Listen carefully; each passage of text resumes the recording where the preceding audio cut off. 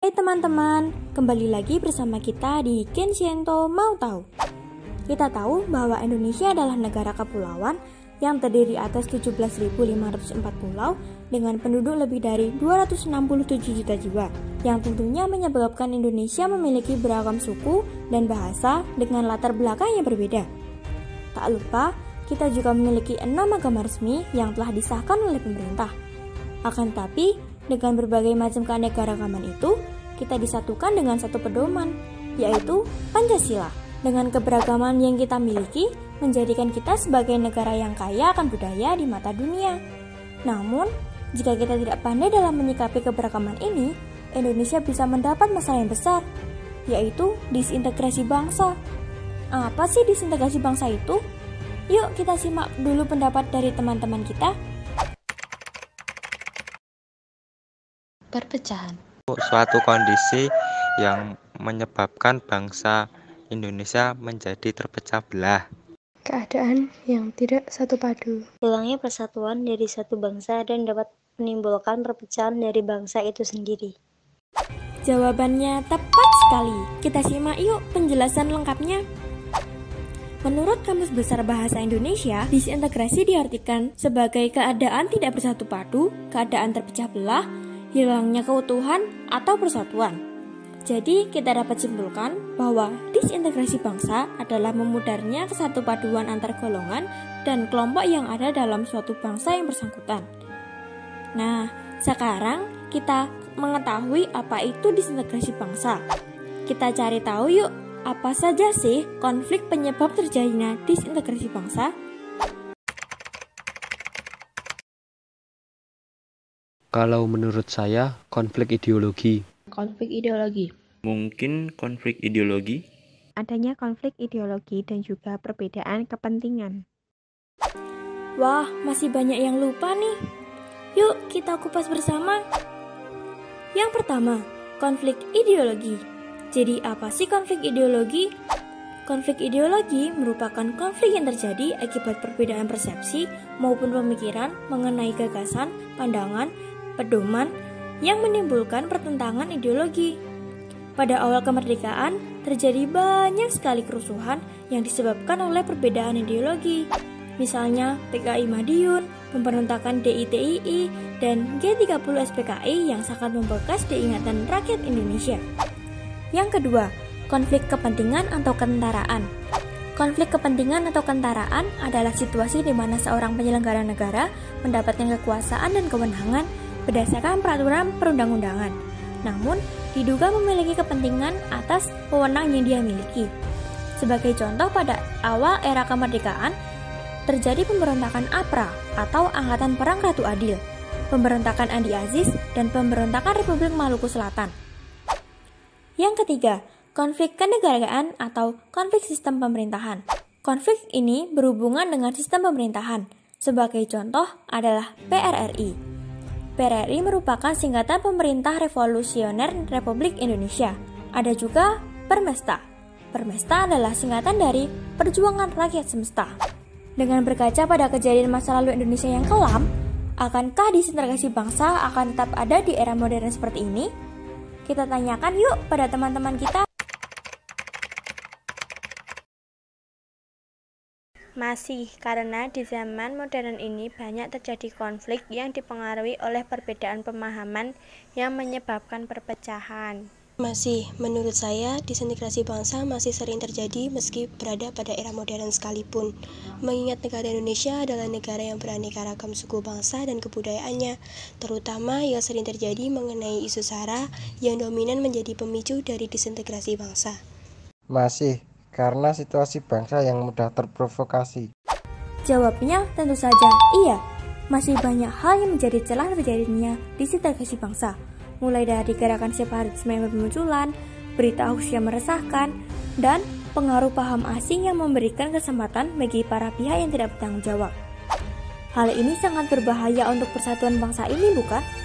Lalu, faktor apa saja yang memicu terjadinya perpecahan? Yuk kita simak.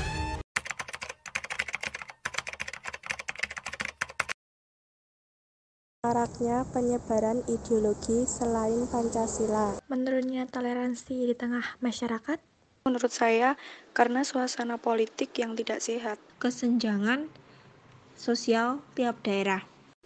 Yuk kita bahas lebih rinci lagi mengenai faktor terjadinya disintegrasi bangsa di era modern ini. Yang pertama, berkembangnya ideologi yang bertentangan dengan Pancasila, seperti ideologi komunisme, ideologi Leninisme, ideologi Marxisme. Yang kedua, adanya golongan maupun kelompok masyarakat yang tidak mengikuti aturan bangsa secara baik dan benar. Yang ketiga, kurangnya sanksi yang tegas bagi para pelanggar aturan bangsa.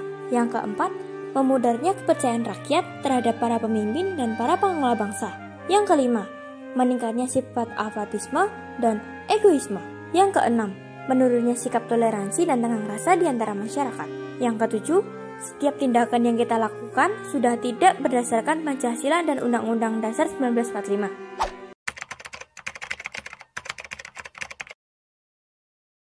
Terjadinya bentrok yang akan menimbulkan kerusuhan. Perpecahan suatu bangsa dan menimbulkan masalah-masalah baru di bidang ekonomi, pendidikan, kesehatan, dan lain-lain. Dikarenakan pemerintah akan lebih memfokuskan pada penyelesaian masalah disintegrasi bangsa tersebut. Itu menimbulkan konflik antar suku, agama, ras, dan adat yang berbahaya bagi persatuan bangsa. Adanya perpecahan dengan membentuk golongan-golongan dapat menimbulkan konflik sehingga dapat mengganggu berjalannya suatu pemerintahan. Jadi, bahaya yang dapat ditimbulkan akibat desintegrasi bangsa ialah terpecahnya bangsa Indonesia menjadi banyak kubu yang saling menentang dan menganggap kubunya yang paling unggul. Hal ini akan berdampak pada kehidupan sehari-hari yang tidak berlangsung damai dan dihantui rasa khawatir apabila perpecahan bangsa semakin menjadi-jadi. Lalu, kita sebagai generasi muda, bagaimanakah cara menyikapinya?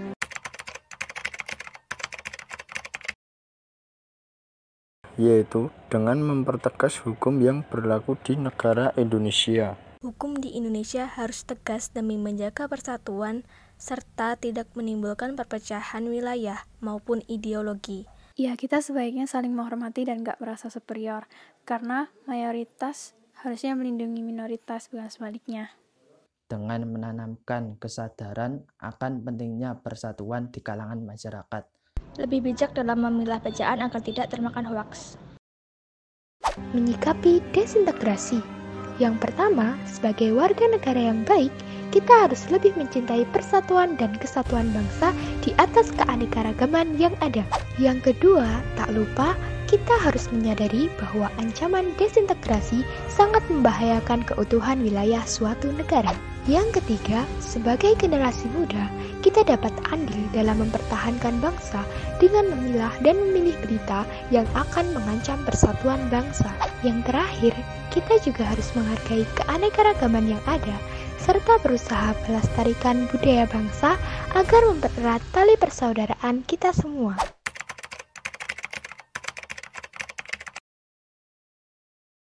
Tindakan bullying di media sosial. Rasisme terhadap mahasiswa Papua. Munculnya paradigma #ganti presiden 2019 dan #tetap Jokowi. Aksi unjuk rasa menolak pembahasan rancangan undang-undang haluan ideologi Pancasila di depan gedung DPR atau MPR RI. Aksi tawuran sebagai bentuk pembuktian diri. Kemudian kita akan mengenal jenis-jenis konflik disintegrasi yang ada di Indonesia. Konflik yang pertama adalah konflik ideologi. Contohnya liberalisme di Indonesia. Liberalisme adalah salah satu akibat dari era globalisasi. Masuknya globalisasi ke Indonesia ternyata mampu meyakinkan masyarakat bahwa liberalisme dapat membawa manusia ke arah kemajuan dan kemakmuran. Dampaknya, liberalisme yang dibawa oleh globalisasi mempengaruhi pikiran masyarakat Indonesia untuk tertarik pada ideologi tersebut. Pada umumnya, pengaruh yang diambil justru yang bernilai negatif, Misalnya gaya hidup yang diliputi kemewahan, pergaulan bebas, dan lain-lain. Yang selanjutnya adalah konflik kepentingan atau ketentaraan. Contoh yang pertama adalah tawuran pelajar. Tawuran antar sesama manusia merupakan persoalan lama dan umum di Indonesia. Hanya saja, saat ini angka tawuran semakin meningkat yang terjadi karena menumpuknya berbagai persoalan sosial yang tidak dapat terpecahkan.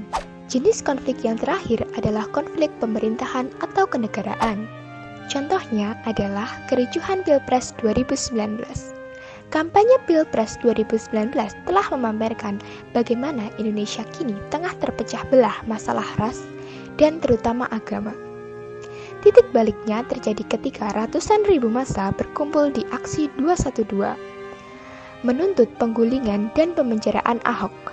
Perpecahan ini terus berlanjut, sampai kemudian terpecah dalam peristiwa berdarah, kerusuhan 22 Mei, yang memakan 8 korban setelah Jokowi diumumkan sebagai pemenang Pilpres 2019.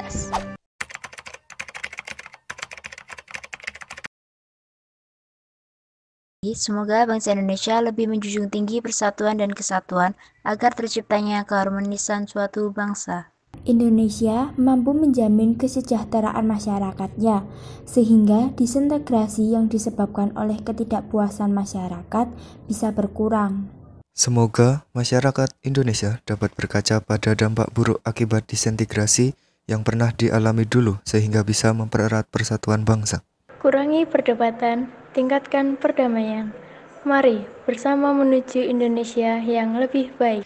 Semoga seluruh warga Indonesia bisa saling bekerja sama untuk membangun Indonesia yang lebih baik, lebih maju, dengan sikap saling menghormati yang tertanam pada diri masyarakat Indonesia itu sendiri. Nah, sekarang teman-teman udah pada tahu kan mengenai seputar desintegrasi bangsa? Mulai dari pengertian desintegrasi bangsa, hingga contoh-contoh konflik desintegrasi bangsa yang ada di era modern seperti sekarang ini. Mungkin cukup sampai di sini dulu video pembahasan dari kita. Semoga dapat bertemu di video-video pembahasan selanjutnya. Apabila ada kekurangan dan kekeliruan, mohon dimaafkan. Dan untuk kritik dan saran, kita persilahkan teman-teman untuk menulis di kolom komentar. Sekian, terima kasih.